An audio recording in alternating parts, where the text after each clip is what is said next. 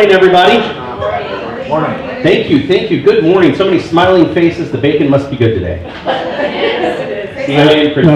No, it's the no spinach in the eggs that's good. Let's take a poll because this has been a theory of debate. Who does like spinach in their eggs? Oh my God. Oh, who does not? Spinach again. Uh-oh. Spinach.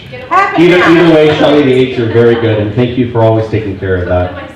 Okay, so real quick, we're going to start off with some wants and needs. If you guys have noticed, inventory has started to creep up a little bit. Nothing crazy, don't freak out. But tell us about that listing that you have or that you're getting ready to put on the market. Roy, please talk in the microphone so the people at home can hear you. So we have three. Hot day, Roy. Okay, so one of them, two of them are in the same community. So that's in Las Quintas. Can you hear me? That's Okay. nice. So yeah, it's really, really nice over there. It is on Sand Hill and Sunset. One is about almost 5,000 square feet, so about 1.28. And it has a 20,000 lot size, really pretty single story. Pool, everything, resort style living in the backyard. And then the other one is on the other side, and it is about 3,200 square feet and about 15,000 lot size. Beautiful backyard still, single story, $898. So that's a really good pricing for that area. And then the one that we just put on the market this weekend is off of Warm Springs and Rainbow. This one's at $452, 3 bedrooms and about 1,600 square feet. So that you can kind of take care of all your buyers. So come see us, please, quickly. That's awesome, John. Thank you. Have an upcoming listing in lovely Desert Shores. And it's close to 1,800 square feet, 4 bedrooms, 2.5 bathrooms, wood floors throughout, nice shape, oversized cul-de-sac lot, tentatively priced between 5 and 525. We're negotiating that right now, and in a month, it's a ways out, but Silverado Ranch, 1 story, very, very nice home, right there around that $500,000 mark, 1 story, 4 bedrooms, very, very nice. So coming up. Pardon me? Do they have pools? No, neither of these have pools. No, neither of these have private pools. Desert Shores has a lake, you can take They have a that. lake, yeah. Thank you. With ducks. No swimming in the lake. They actually do have a little what is it, a clubhouse where they have a lagoon. Do you have a coming soon? So I went door knocking with Bobby Camacho this morning at 7 a.m. and she has a listing in Silverado Ranch. And the only reason I know about it is because of the door knocking. The neighbors are amazing, by the way. When you wake them up at 7 in the morning, they were very kind and gave us coffee. It was really sweet. 2,400 square feet, 4 bedroom in Silverado Ranch at $560, just price reduced. And it's just on the market. Did she get the listing during door knocking? No, I don't. I think we were door knocking for the listing. Oh. Yeah. She's not allowed in Silverstone Ranch or Silverado Ranch anymore. Anybody else that I missed? Yes. Good morning. Next week I'll have paperwork on a 2-story, almost 2,000, 4-bedroom, 3-bath home by Ann and Bradley, right across the street from a big park, nice backyard, and she's putting about $20,000 into rehab into it. So it's going to be a gorgeous property, and we're putting it at $474. Okay, thank you. Oh. I have one that's coming soon. It's coming live on the 7th. It's on right across Lorenzi Park for $330, 3 bedroom, 2 bath. Single story. Single story. Awesome.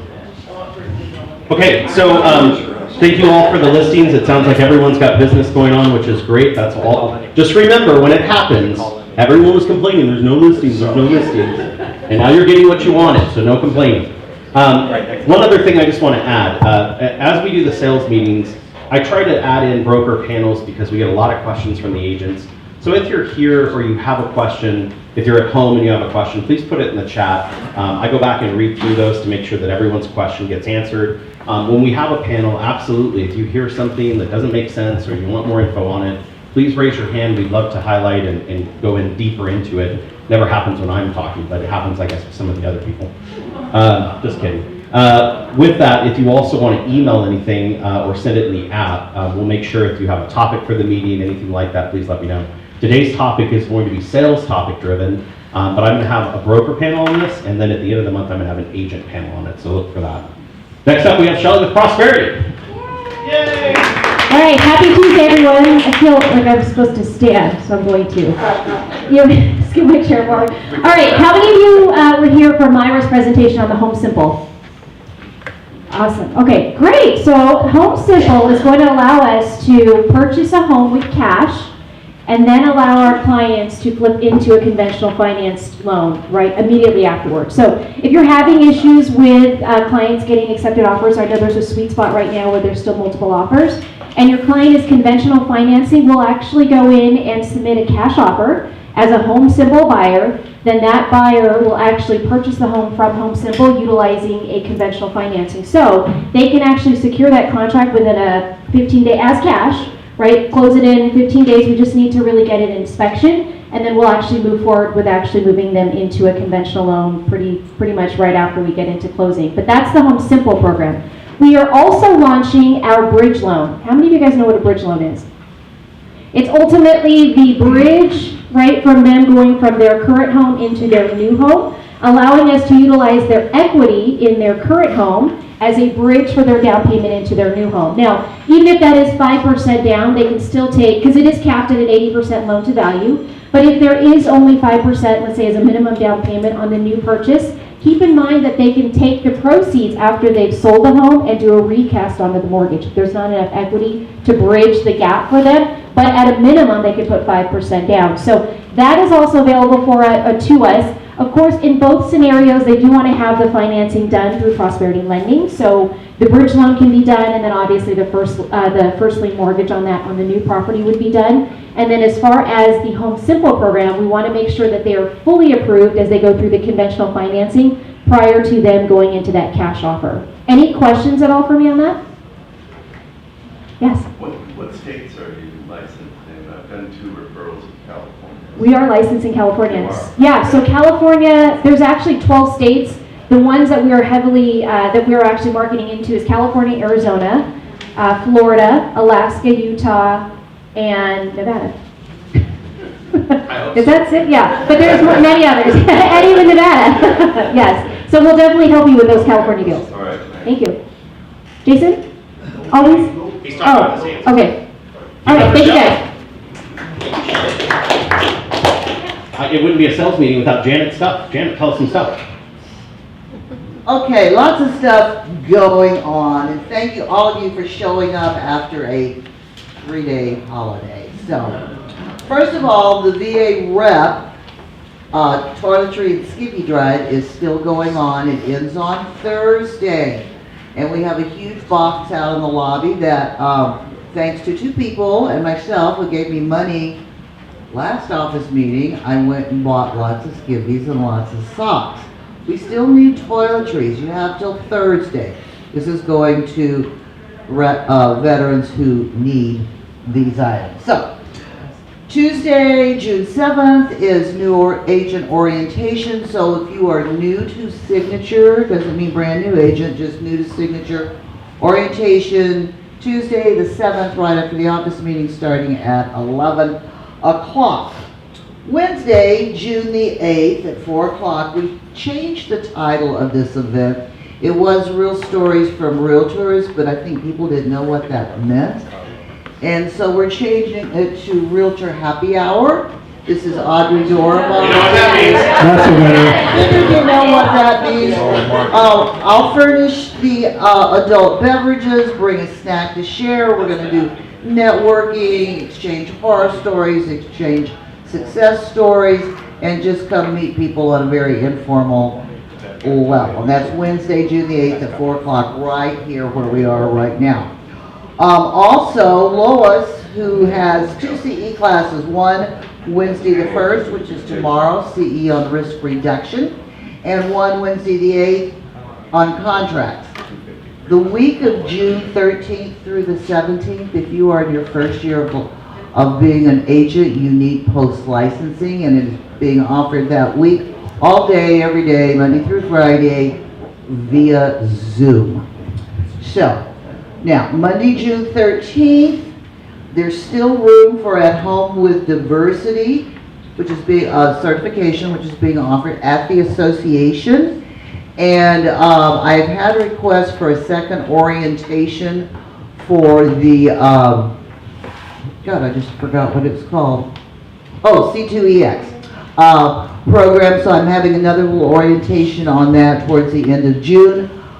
But if you have your certification for At Home with Diversity, it'll cut down on a lot of the modules and a lot of the tasks that you have to do. Plus, you get 6 hours of CE. So you have to register through the association, and Lee Barrett is teaching that class. And one other thing I want to announce to our Sun City friends, you may have felt a little neglected with everything going on, trying to get the Northwest office open, trying to get things finished here at Spanish Ridge. But we're not going to leave you alone, so starting this week, either Tom or I, or both of us, but not together, will be at Sun City one morning a week, depending on our schedule. I can't say it's going to be Tuesday. It's not going to be Tuesday. I can't say it's going to be Wednesday or Thursday because it just depends on what committee meetings we have. So come in and see us. And that's all I have through the first 2 weeks in June. Yay, Shannon! Okay, as Janet mentioned, I was talking to the sales meeting last week about the Northwest office, and we're taking reservations for office space. Again, there's a floor plan out here at the front of the Spanish Ridge office for you to check out and see. We have about 23 offices remaining that will be available for rent. Some interiors will be a little bit less. We do have some window offices that will be a little bit more. We have AC units for each one of them, so they feel regulated inside. That's going to be going. Keith Lynham also wants to welcome you down to the downtown office. If you give him a call, he'd love to share with you a tour. As I mentioned last week, there's an awesome basement office. You don't have basements in Las Vegas, but you could work out of one. So this office is really cool, I gotta say. So make sure you go down there and check it out with him. Okay, so today's meeting, we're going to start off as always with some broker questions that came up. And the first one, this is a pretty important topic, and it's transaction fees. And so Todd and I want to talk for a minute about consistency. And so what transaction fee do you charge? $9.95, $5.95, $7.95. Do I hear $6.99? It's like the price, $1, right? So the whole thing is, you know, what is the purpose of a transaction fee? So I can make more money. Right? To transact. So that's probably a big question. If you don't know the purpose of it, it's kind of hard to sell it, right? So if you believe in something, does it seem to have more power, right? And so it's been my business practice, I know it's been Todd's, I know it's Brandon's, that my transaction fee covers my hard costs that I incur as a business professional to do business. And so what's a hard cost? Things that don't change, right? And so with Signature Real Estate Group, I have a transaction fee that I'm responsible to pay Signature. I also have a transaction coordinator. She gets her fee on every single transaction that I have. And so I use my transaction fee to cover those overhead costs I have that are not part of my service as a practitioner, right? If you come and ask me a bunch of questions and you need my help with marketing and listing and selling your home and going through that process, I charge commission for that. Right? And if I'm really good at what I do, I charge a lot of what? Commission. Right? If I'm not really good at what I do, I charge a lot of what? Commission. and I hopefully get better. But the whole point is, I don't use my transaction fee as a profit center, because when I go to the consumer, I want to make sure that they understand this is not a junk fee. What's the first thing people see when they see that? Oh, that's a junk fee. I'm not going to pay that. Well, I'm happy they're focused on my transaction fee and not my commission. But the whole point is, consistency, I believe, is very important when it comes to this fee. If I charge Robert one fee, and Lizette one fee, and Roya one fee, and Todd a higher fee, I'm discriminating against people based on themselves, or their race, or things like that, and I could be in violation of fair housing because I keep changing this fee up. And so whether it's $6.95 or $5.95 or $9.95 or whatever it is, please, please, please make sure that you're being consistent and that you understand what the transaction fee is really for. You want to add to that? No, I would just say that know what it's for. Like when somebody asks you what you're charging this for. Know, I mean, be able to break it down specifically what you're using it for. If you're using it just to make more money, just say that. It's okay. That's how I make enough money to stay in the business. Whatever you need to say, but just know what it's for. If you ever happen to get in front of the division for some reason, I think that you're going to want to know what you're charging that for, because that could be something that someone can file a complaint against. So charge whatever you want. There's no limit to it, right? I'm going to charge whatever I want. There is no standardized commission. So Yeah, so charge what you want, but know what you're charging it for. Like specifically, what items is this going to cover as part of my business? If I were you, I'd take a photo of your truck and the gas station prices.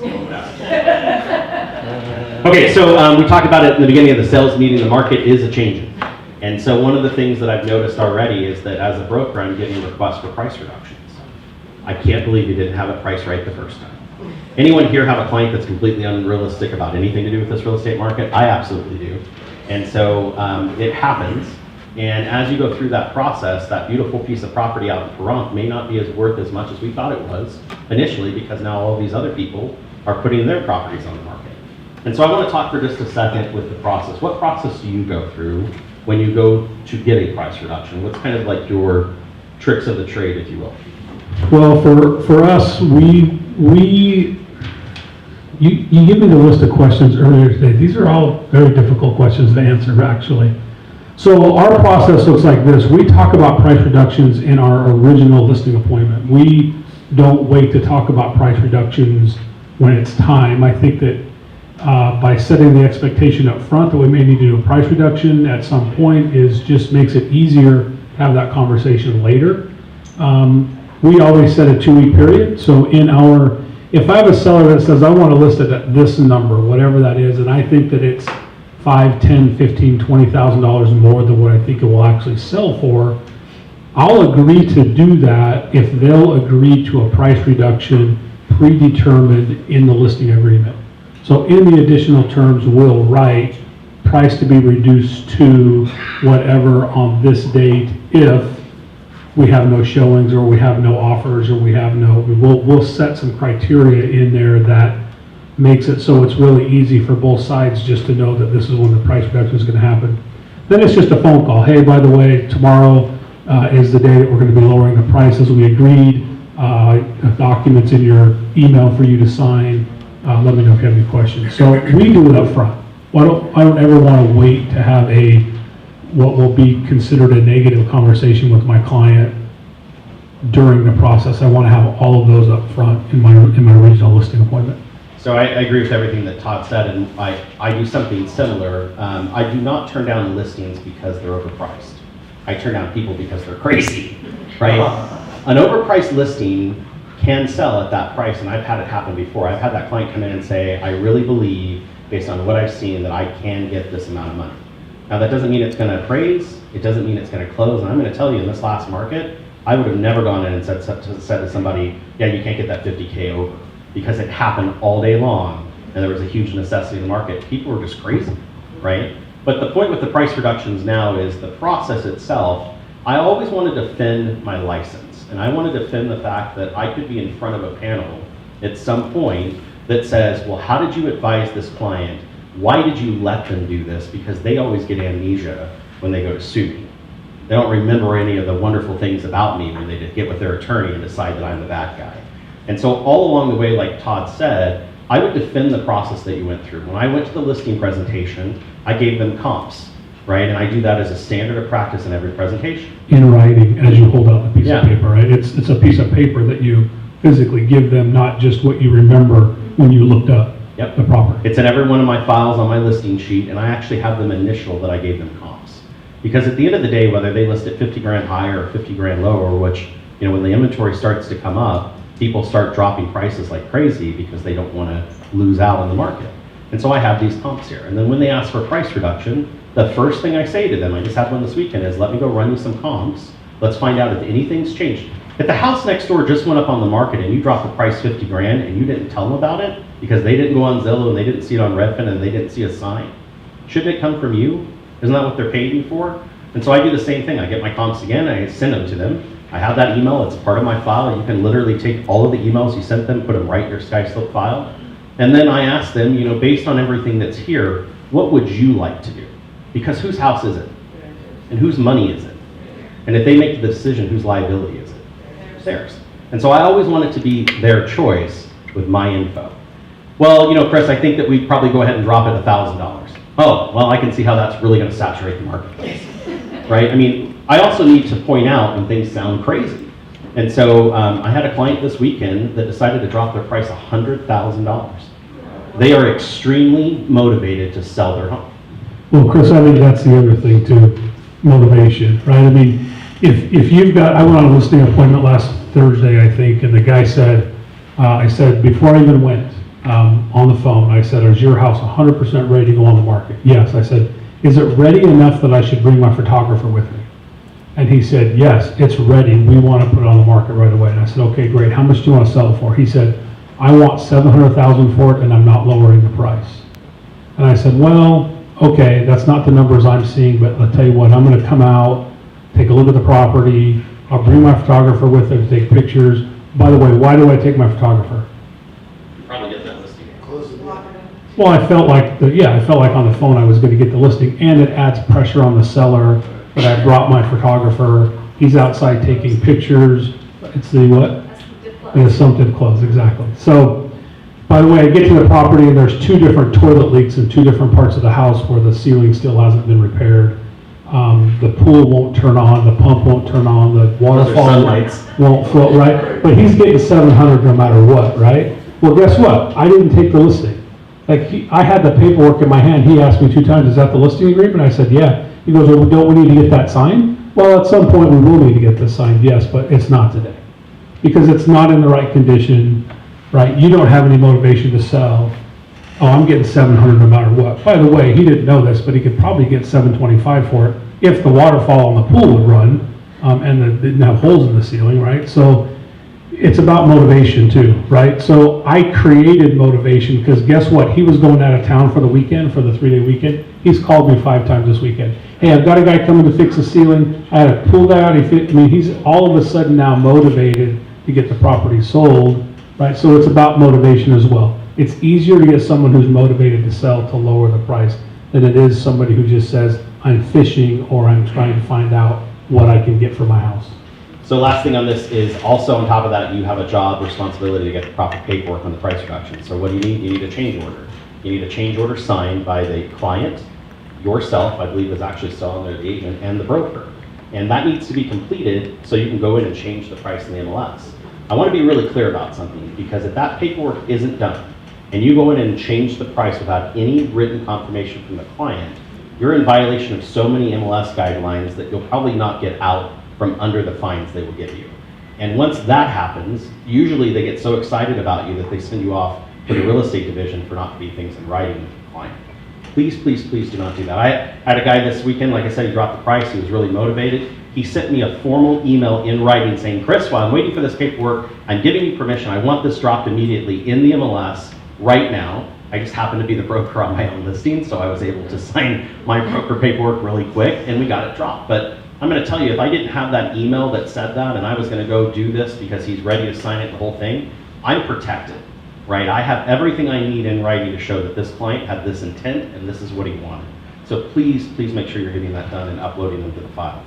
I saw something yesterday. Yes, go ahead. In this current market we're in, where prices are dropping and not getting 20 offers, do you have that signed at listing? So can you do a pre-advance price reduction? Yeah, you could. The only problem is, as I've seen these happen, there used to be an agent who was a friend of mine that wrote this contract. The property doesn't sell after 30 days, you'll drop the price $5,000 every month, or I think it was every week, until the property sells. The only issue with that is there's no beginning and an end to that, right? And so my worry would be, yes, it's in the contract, yes, it could be compliant with MLS policy, but if I'm in a panel of my peers where they're going to take away my license, would they understand? I don't know. I've seen the panel of my peers and I don't think they'd understand. And so the only thing I'm going to tell you is, yes, you could do that, and you could preempt them and say, listen, this is the plan for me to take the listing. But every time it comes to happen, I'm going to have you sign a change order. And you should absolutely do that anyway.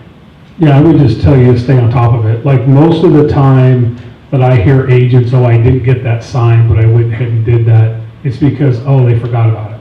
right? It wasn't on their calendar. They didn't have on their calendar that the price reduction for 123 Main Street was on Thursday, and there wasn't a 2-day reminder that on Tuesday we should be having this conversation with our client to get the paperwork signed on Wednesday, so the broker has time to sign it so that we can do it on Thursday. So for me, that's a calendaring issue. That's just a, oh, I didn't think about it, I was too busy, I was, whatever the excuses are, it needs to be on your calendar. I mean, you need to get into practice of anything that's on a time frame in any of your transactions. Every one of those time frames need to be on your calendar so that you see it and there's a reminder however many days or hours before that you need to have that. Yeah, I love that.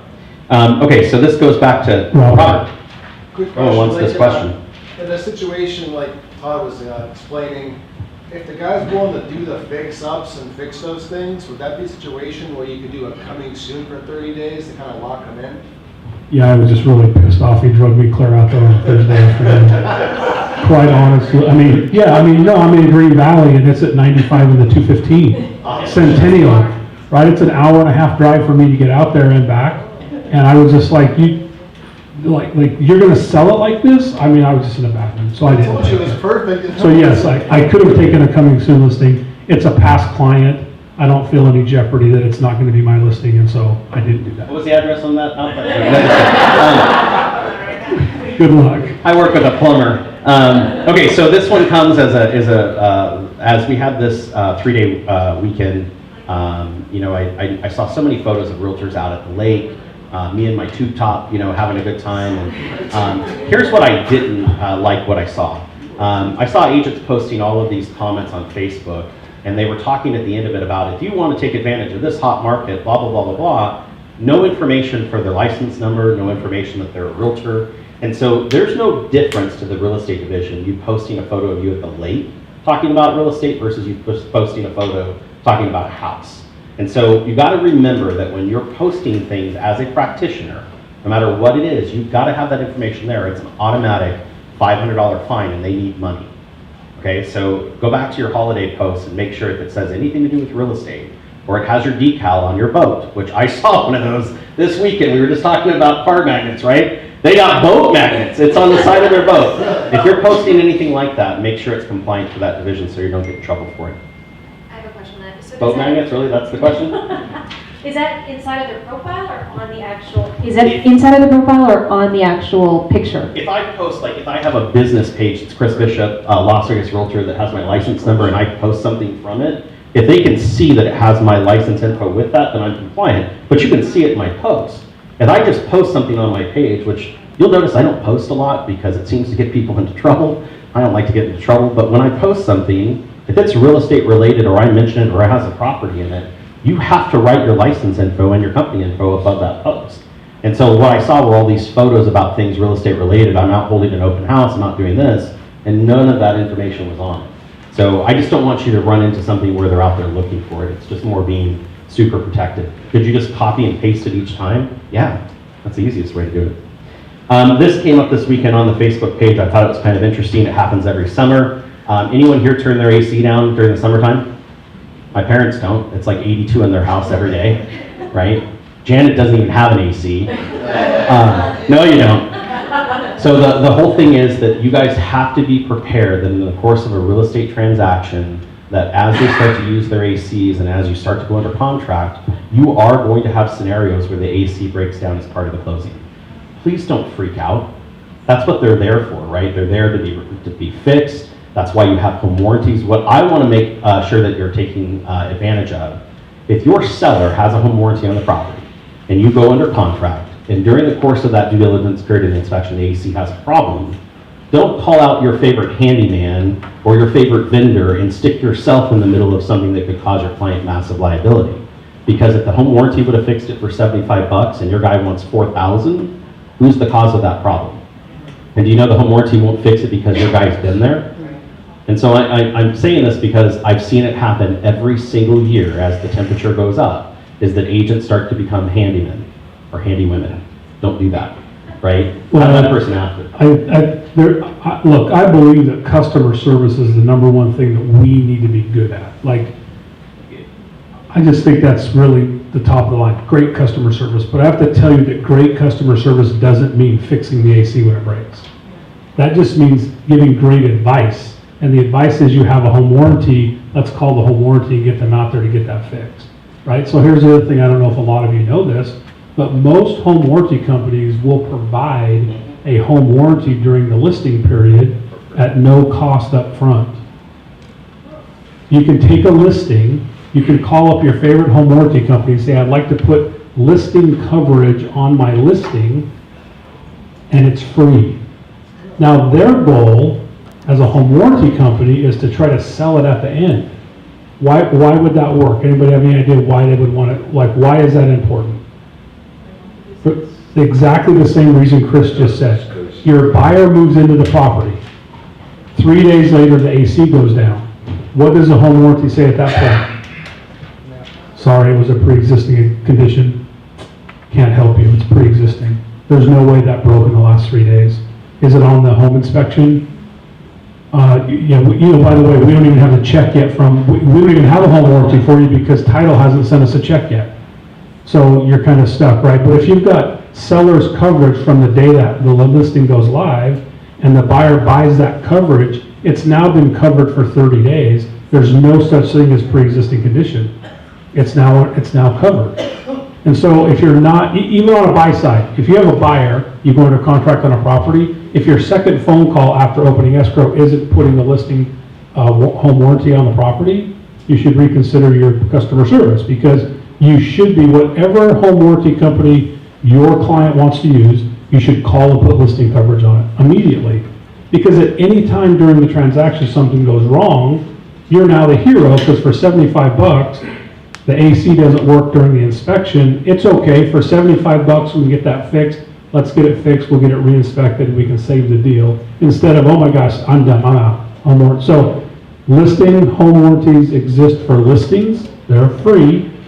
They want to sell it at the other end, but put it on immediately so there's continuous coverage, and when they move into the property, there's no longer that it's a pre-existing condition problem. That also helps when you have a listing and agents come in and turn on the AC to 50 and Yeah. walk out. I actually had an agent in an open house ice over our AC, what do they call it? The Condenser. Well, no, the actual air vent. The Is that air called vent. that? Inside? No kidding. Anyway, so I got there and they couldn't figure out why it was. There was 2 inches of ice that had gone through. I mean, this is, during the summertime, but they turned it down that low and the unit had a little bit of water issue. And I mean, I couldn't believe it, right? There's like, last thing I want to say on this AC issue. This is something that I do in my business to call my clients about. Hey, it's Chris. Thinking about you, thinking about your property. I hope it's time to sell it soon. Don't know if you know or not, but many of the AC companies that are out there will come and do a service on your AC. All you have to do is call them. Do you have a company that you use, or would you like me to help you find one? This is just general maintenance that people should be doing on their house. And I like to be the person that calls them up on the phone and says, hey, it's not my maintenance, it's not me, I'm not providing advice, but I'm conversing with my client about the assets that I sell. And so it's just another conversation starter. I do the same thing in the wintertime before it gets really, down to 50 here in Vegas. I call them about their heater service because I know multiple companies that will do that.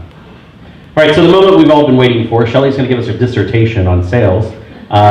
So I've got a whole series of sales topics, and so a little bit of background for this panel. We have some agents in our company who have built amazing, fantastic teams. And we also have leadership members sitting right here that have built amazing, fantastic teams for a different reason. And so what I thought I would do is go through a series of questions to provide you with some context and some advice on why they did the things they did, or why they don't do the things they did anymore, right? And so I'm going to give you a little bit of information about me, just to give you a context of why I'm going to say it. I'm going to ask Shelly and Todd to do the same thing. So, been in real estate for almost 20 years. I haven't got my magnifying glass yet from LBR, but I'm hopeful it'll happen in the next year. I've been in a team. My first team I ever worked for, I worked on a 90-10. They got 90, I got 10. I worked for my parents. It was a moving experience for me. I loved it. But I will tell you that first year I made almost $100,000 on a 90-10 split. And it was because they provided me with great leads and I was able to close those deals, so the split really didn't matter, right? It just mattered how hard my work ethic was going to be, what I did. I moved through all the transition pieces of real estate, through the admin services of an office to starting on my own real estate business. I had to go get my own database because my parents already worked with everyone I knew. And so I had to go get those friends of mine I went to school with to buy houses and their parents. I moved through that process. I met somebody that I opened a team with. That was fun. This guy over here. I went through that and lived through it and went through some property management and office administration, all of those different things. This last year I had a team of about 16 people. Could be 17 by the end of the day, hopefully. We did about 28 million in sales. It was our first full year, which was kind of cool. I'm telling you that for the context of what it is. I have an admin who is my operations manager for the team, and I have a transaction coordinator that literally changed my life. Ever since April 7th when we got married. But that's how my team is set up. I have a goal and a growth pattern to grow my team to $50 million in volume, not necessarily based on having 50 team members, but based on providing kind of that franchise interior support system. I have a great company I work for that provides a lot of great materials, and I provide that one-on-one connection service that coaches and mentors agents through their business. And so that's my business. Shelly, what's yours look like? So, been in the business 24 years. I started off as an assistant to my uncle, who actually brought me into the business. When she was 12. Exactly. And then quickly grew into, rolled into management. I started in Southern California, moved here to Las Vegas, got into the builder world and started to manage the mortgage companies for the builders. And then came out into retail space, was a branch manager for many years. September of 2015, I got way too close to the top of the house of leadership, like I was next in line for the national sales manager position, that I felt like I was missing the reason why I was really in the business. So I took a step away from that company and actually started myself as a solo loan officer. Sorry, I know you're like, Shelly, you only got 2 minutes. So I built my team. I got a text. Okay. So I started in 2015 really as a solo loan officer. I still had an organization, right, a branch that I was running, but it was myself and my business partner today and our team. Today we have our 16 total, including our operations group. My individual Panzarella team, there's 5 members of us today, and you know we're shooting to hit 750 closings. We're small but mighty, I tell everybody, and we have the same situation where we'll plug in our loan officers, like most of our team from Prosperity Lending, plug into our ecosystem, and it's very consistent. Same Ecosystem. I'm going to use that. It'll fit on my shirt. Yeah, but that's my story for who I am and where I'm at. So, been in the business since 2005. Totally got in this business by accident. Was not ever my intention in life. So, my path is probably substantially different than Chris's, where his obviously came from his parents being in it. I've done things like I've been a mechanic in my life. I've done low voltage and electrical work in my life. I've done a lot of different stuff. So, when I got into the business, I learned really quickly that I wasn't very good at it.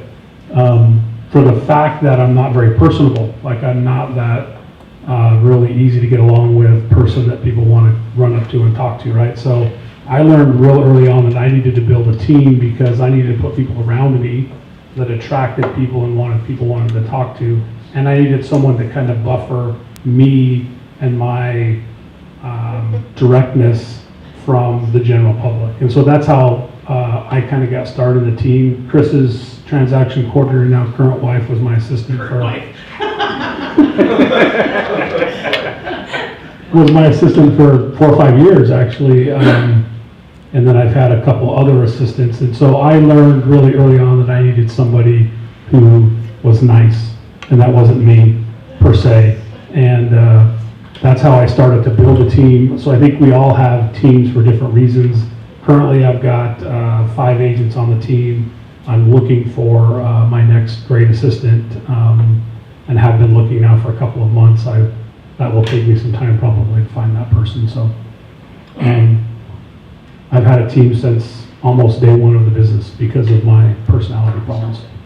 So the important thing about that, I think what's really interesting is we all came from different starting points through different processes, and we all have built something differently for that reason. Todd's point was he built people around him for the insulation. Shelly has people around her for facilitation in her ecosystem.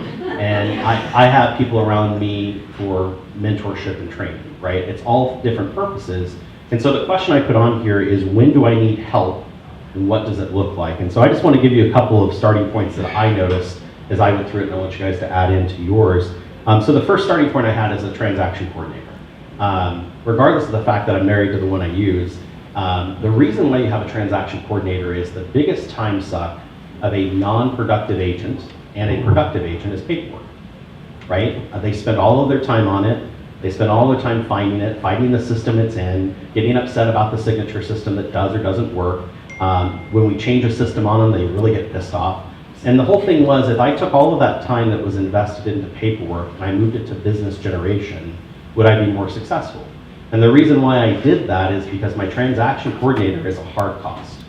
She doesn't get paid more money because I sell a $5 million property versus a $50,000 piece of land in Perone, right? She gets the same fee. And so I'm able to establish my hard cost and her set value in that transaction per deal. And so for me, that was the first step. The second step I had is I hated showing property. It's 112 outside and they stick to the seat. Who wants to show more houses, right?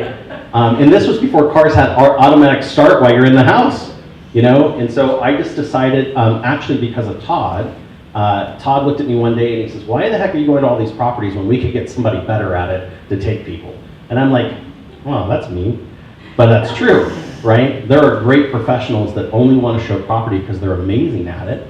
And so I had another friend of mine that ran a real estate team, and let me show you the difference between his and mine.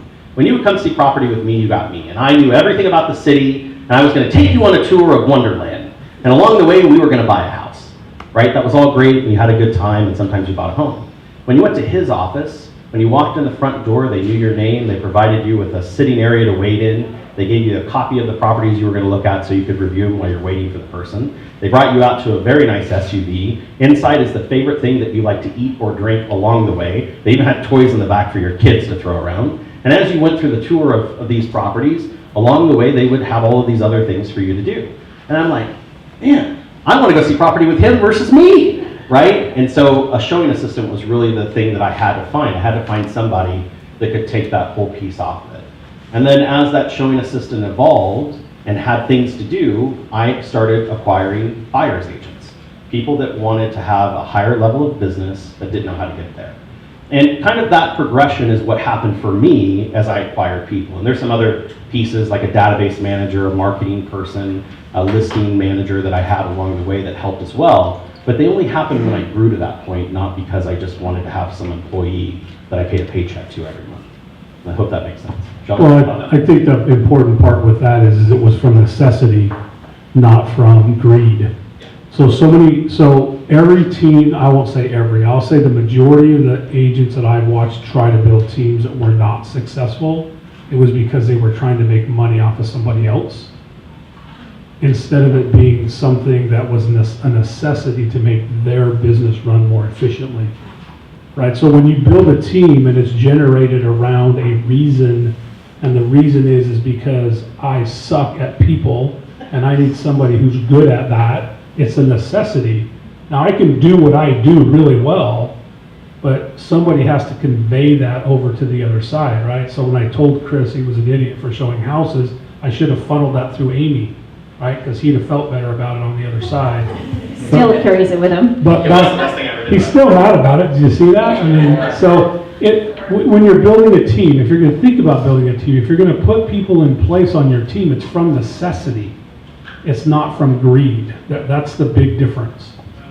Yeah, I would say the capacity expansion, you feel that, right? And you know, for me, when I made that first jump, I could feel the stress. I mean, stress from paperwork, stress from processing, stress from having to meet with my realtor, stress from all the things that you do, similar to the realtor side of it. But I knew my strength, which Todd is very clear on what his weaknesses and his strengths are. I knew what my strengths were, and that was the biz dev side of it. So my first person to hire was Myra, which for me, she became my loan officer assistant. So she was my loan officer assistant. She took pretty much, I was the face and she was the operation aspect of it, which today looks totally different for us. But I knew when I was reaching that point of capacity, it was like, hey, I need to add somebody else into this element because you're either going to be the assistant or you're going to hire an assistant. right? I'll write that down. Yeah. Or you're gonna be the employee, or you're gonna be the owner of your company. Make a decision, you know what I mean? And forget about the cost, because I promise you, the moment you hire somebody, one person, you will pay, they will pay itself back to you tenfold. Yeah, I think that's true, that when you hire somebody, they're gonna, the general business rule of thumb is the person you hire should make you 3 times what you pay them, right? So that's the conversation that you should be having with Chris, you and I need to up our terminology for our business. God, right? She's killing us up here. It's not on a bumper sticker on their t-shirt, we can't say it. Killing me. So you're gonna hire somebody, you need to figure out how they're gonna make you 3 times what you're paying them before it can financially make sense. That's always a big scare of hiring somebody is, oh my gosh, how am I gonna pay them? The truth is, oh my gosh, why aren't you paying them? Right? I mean, the truth is, you need to have somebody, when you get to the point where you're feeling the stress of showing houses and doing the paperwork, who here does paperwork between 10 p.m. and 1 a.m.? Honestly, who does that? Not me. Right? If you're doing that, I mean, that means that you're busy during the day doing other business activities that you're probably making enough money at. You probably ought to find someone to do that stuff for you, right? So it's out of necessity that you find someone to do that for you. If you've never done a deal before and you're just getting into your first one and you need to get the paperwork done, look, you need to sit down and do the paperwork because you need to learn how to do it. You can't have someone that works for you if you don't know what they're supposed to be doing. It took me months before we made, like 6 months before I made a decision that I needed somebody, and Myra was basically she was part of as a loan officer assistant, but she was managing both, not Brandon, Jared and myself in doing that, and then I made that decision that I needed somebody full-time, and then as we started to expand production, we brought in somebody else, and then as that started to expand, we brought in somebody else, and the production is constantly leveled up to where that new assistant has come in, or new team member, I don't even call them assistants anymore, and everybody knows Myra, she's up here, right, that's a mentorship role as well, your succession plan, and I tell her every single day, you are my succession plan, you're taking over this whole ecosystem for me when I'm ready to succeed, which who knows when that is. I just suck at this, you know what, no wonder I can't do any good, I don't have all the right terminology.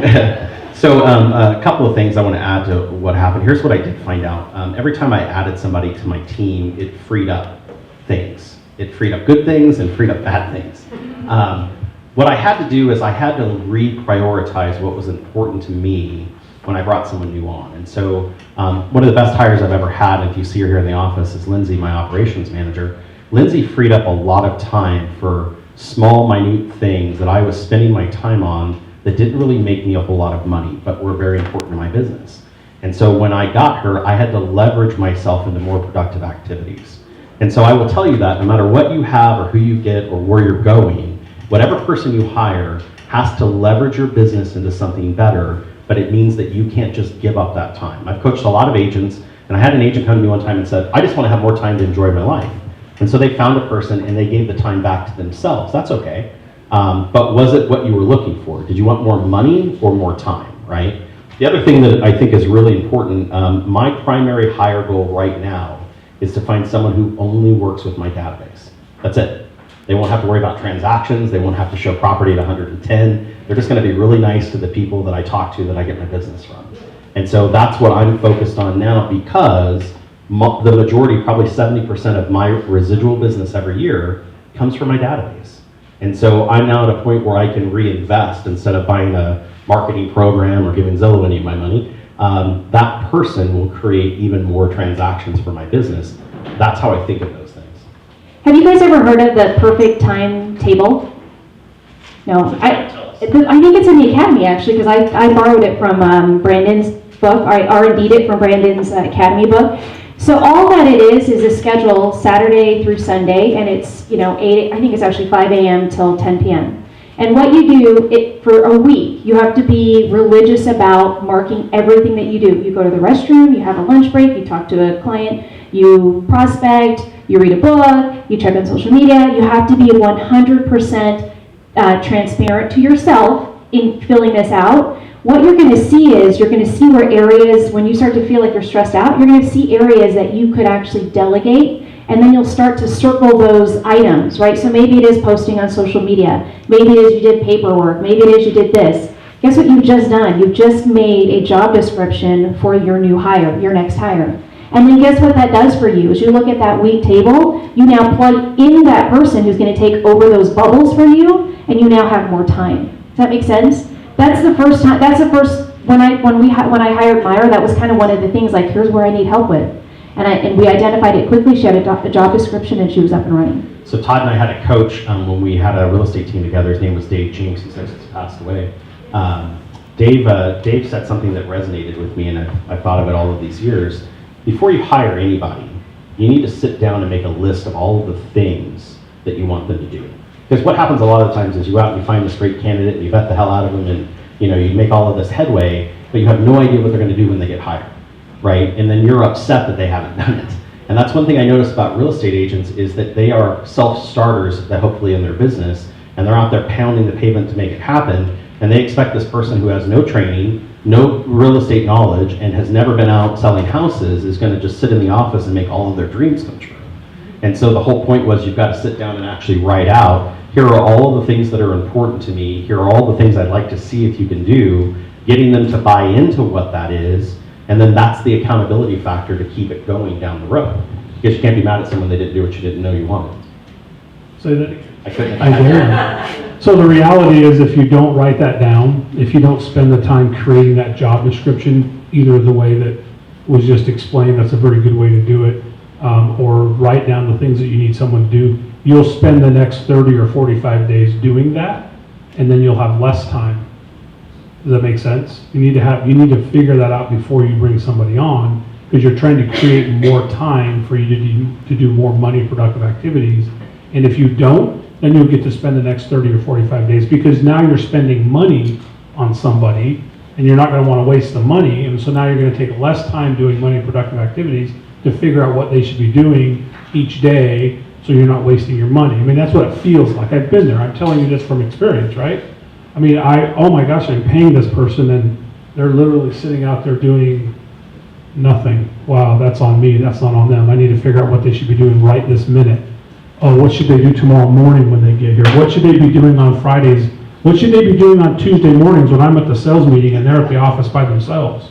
Like, I provide a very nice little footstool so they can put their feet up, drink their coffee. Like, if you don't figure that out beforehand, you're now just handicapping yourself. So yeah, figure that out before you go out and find. Dave Jinks called it the missing persons report, right? Write down everything you need to know. So this question goes back to this whole point, and I wanted to make sure we got to this. Once you find good people, how do you keep them and keep them motivated? So number one thing I'm going to tell you, nobody will stay with you for forever unless you're married to them, and that may not happen forever, or you're related to them. And so be okay with the fact that people are going to evolve just like life does. And so you always have to be looking for great talent. And that's the thing. I mean, I have an amazing person. Don't tell Lindsay I'm looking for anybody to fill her place. But I'm on the lookout for other amazing people to either work with her, or Lindsay hits the lotto tomorrow, she probably isn't going to want to do this anymore. And so I'm running a business that I need to be pre-focused on how it grows, right? And so always be looking for good talent. And then the other thing is, I don't believe of capping anyone's ability. I believe that you could work for me as an admin and make $1 million a year, as long as I'm able to make $3 million to pay for it. And the work that you're doing caused me to make the $3 million. Would you agree to that? Yes. And if someone is employed in that type of atmosphere where there is no limit to what they can achieve, why would they ever leave? Have you left a job where there were limits to what you could achieve? The reason I'm sitting here at Signature right now is I had worked with a previous setup that had limits to what I could do, not because they were my limits, but because they were the way it was set up. And so the whole point is, I didn't want to create an atmosphere where they couldn't do more, right? And I think that that's how many of us are set up, but I'll let you guys answer the same question. Once you find good help, how do you keep them and keep them motivated? I basically have to keep them locked up so that they don't, no, I'm kidding. First thing I learned was be nice, right? I mean, years ago, I had to learn that people don't just come to work because they get paid, right? I mean, it has to be an ecosystem that people buy into. Yeah, I mean, there has to be certain things that people want to go to work the next day. They want to show up for a reason other than the fact that they're going to get paid on Friday. or whatever day you pay on. So I think it has to be an atmosphere. It has to be, as Shelley pointed out, this ecosystem that people enjoy being a part of. And here's what I'll tell you. People enjoy things for different reasons than you do.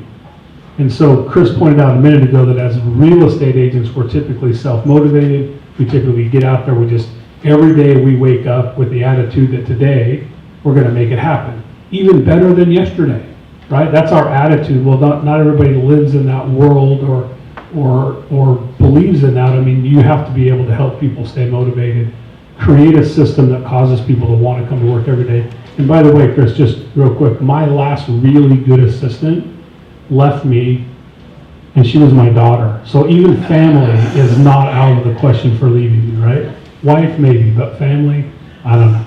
She wants to be a stupid nurse. Myra is never leaving me. That's on camera. No, I'm just kidding. So I would say like I just love on our team because they're our family, truly. Like we see them more than we see sometimes even our own family. And so we try to make it fun. I say we don't do such a great job, but I know that we still do a great job in serving them. And to your point, we thought that, hey, if we give them these gifts, or we give them these gift cards, or we give them money or extra bonuses, that would make them happy. You know all they really wanted? Time off or happy hour where we could sit down and appreciate them at a nice lunch. Tuesday at 4, right here. So it really does depend. The one thing that I just recently heard, though, that you do have to remember if you're a team owner or if you're owner of your business is it cannot be a campground. It has to still be a business, right? And so understanding that, because you can have those dynamics where it's just all fun and no work, you just want to make sure that you're working and still having fun at the same time. So the last point on this part of the topic, and I'm going to run out of time before I get to all these questions, so we'll have to add them on to something else. But the one thing I see with most agents I coach when it's bringing on somebody, the fear is the money, right? Oh my God, I can't have anybody. I don't make enough money for myself. Well, that's point number one. Why aren't you making enough money for yourself, right? Are you spending the time prospecting and doing things you should be doing to cause there to be enough money to hire somebody? So if the answer is no, you need to fix that problem first. Everyone I've ever hired, and maybe this is a good thing, maybe this is a bad thing, but I've always sat down and I've asked them, what is your expectation? What is your growth plan, right? I didn't grow up in Las Vegas, go to high school, start a little bit of college and not finish, and then go, I want to be Todd's admin, right? That wasn't my growth plan. But I tell you this, if Todd and I sat down and Todd said to me, hey Chris, what are your goals and how can I help you achieve them? And he was able to help me market out a plan that made sense, I would have probably agreed to a financial compensation plan that got me to my goal. And as long as it supported his business as a business owner, he'd probably do it with me, right? And so for me, it's never been about the money I paid them, it was about the plan to get there. And so I always make sure that I have some buy-in and that they have some buy-in to make it happen. But don't be scared about the money. If I bought into something or paid for something that was going to return its value to my business, and it really did, was it a good investment? The answer is yes. But here's what I see agents do is they get that paycheck from their deal that they've been waiting on for 2 months, and they look at it and say, wow, that's $10,000. I have $12,000 in bills, plus I got to pay $3,000 for my employee. That doesn't pencil out very well. And so what's the first thing they get rid of? Employee who helped them create the deal that they now got to pay. Well, they should go find another deal. Yeah. Right, it Right. shouldn't be about, having time and leverage. When you leverage yourself through other people, it should give you time to go find another deal, to go to do the money productive activity that creates income. Cool. Right, this last question I do want to get to, and so this is happening a lot because we're still in a COVID world. People are out of business for 10 or 12 days when it happens, when they get it. And so my question to you is, if you did get sick and you had to be out of your business for a week, would it run? That's not the question you posed to me earlier. How do you make your business run with? Would it run? Why or why not? So I went to Satem Ali's, I was support for his immersion program 2 weeks ago. I don't know, I wasn't here at the sales meeting, but I was legitimately out of commission. Like my team knew I was going to be out from Monday afternoon to Thursday afternoon, and we still took in contracts, we still did pre-qualifications, we still did all of this stuff. And at the end of the day, if that's what your goal is to be able to have the opportunity so that if you're not there, your business will still sustain, you have to build a team.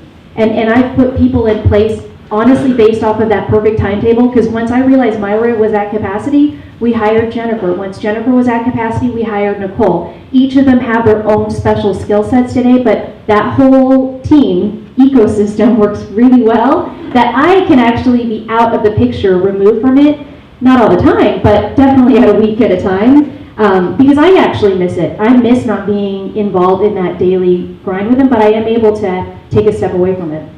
Yeah, I think that's the whole point of building a team, right, is to be able to leverage some time out. But the caution that I'll give you is that you can't be out all the time, right? I mean, you're building a system that you're still a part of, and it allows you to be away at times. So the answer to your question is yes, my business would run as it normally does, because I've put certain things in place to cause that, and you can build a team accordingly. But be careful not to be the person that builds the team and then abandons them, because they only joined your team for you. That's also was a very hard thing for me to get. Was I'm one of the least in what's the word when Ecosystem. no, I gotta figure out how to use that, but no, I'm the least impressive, not impressive, but I'm not impressed very well. Not very easily, like I don't get starstruck. Somebody walks up to me and tells me who they are, and that means less to me than That's somebody not what you who, told me the first time we met. you were my rock star's husband. That's the only way you got in the door, right? That was it. So Amy said, "You need to meet my husband." I'm like, "Do I?" She's like, "Yeah, you do." So anyway, it was a good time, right? I mean, I heard Brick House come on the radio this weekend. We had a radio show and that was a theme song. Hey, real quick, I want to add something. No, I'm not done. No, wait, let me add something. Wait, let me finish. I'm vomiting this conversation. I wish she was here to actually add to that. So I'm not sitting here advocating that anyone should start a team. That's not what this was about. But what I do understand is that all of you sitting here are business owners. And the reason I ask this question is if you were a subway station, if you were a subway chain selling sandwiches, or you were a vendor that made your money from people and talking to them, if your business shut down because you were gone for 10 days, would the business recover? Most businesses in the marketplace are paycheck to paycheck every single month. And if they lost the primary employee for 10 or 12 days, they're out of business. And so one of my goals to leverage myself and what I do here in real estate was to make sure that this business that I'm in real estate and all of my real estate business ventures operate when I can't, right? To Todd's point, we didn't start out that way. If I didn't take a vacation for 10 years. My wife's really excited about that fact, right? My wife really hasn't taken vacation for like 10 years because she's the primary operator of her business. If she steps out, there's no business. And so it was our goal. It was actually on our list of things was to make our businesses operate without us and still pay us, right? And so that meant we had to insulate, we had to leverage. My wife has 6 employees in her transaction management company. I have multiple staff members on my piece of it. There are multiple support systems here at Signature that allow me to operate the way I do. And if you're not insulating that for yourself, you could run out of business in the world that we're in. And so whether you're by yourself or you're that individual agent, if you're by yourself and have no team members, make sure you have a buddy in the office. Someone that when they're out, you can help them, and when you're out, they can help you. But you cannot let your business fail. That's the whole point of this question. I know we're over time, but let me just say this. If you're venturing into the business of building your business, you need a coach. You need somebody, you hear Chris say all the time, this guy, that guy had this coach, had that coach. If you don't have a coach who can see things you can't see, it will just take you longer to get where you're trying to go. I'm not saying you won't get there. I'm just saying it will take longer to get there. If you don't have a coach, find a coach, find someone that can help you see your vision and help you get there a lot faster. So I would, Lois, do you have a? Okay, so I would say, to echo that, lean on other team leads in your organization, right, to ask them questions and figure out how they're doing it as well. 2 books, because you know I'm a book nerd, that I would say that would help, that has helped me is, number 1 is Who Not How. If you guys haven't read that, I don't know who the authors are, but Who Not How helped me to figure out how to delegate and find who to help me rather than doing it myself and figuring out how to do it. And then the other one, in the real estate side of it, is building an elite organization, which will help you also to structure your team.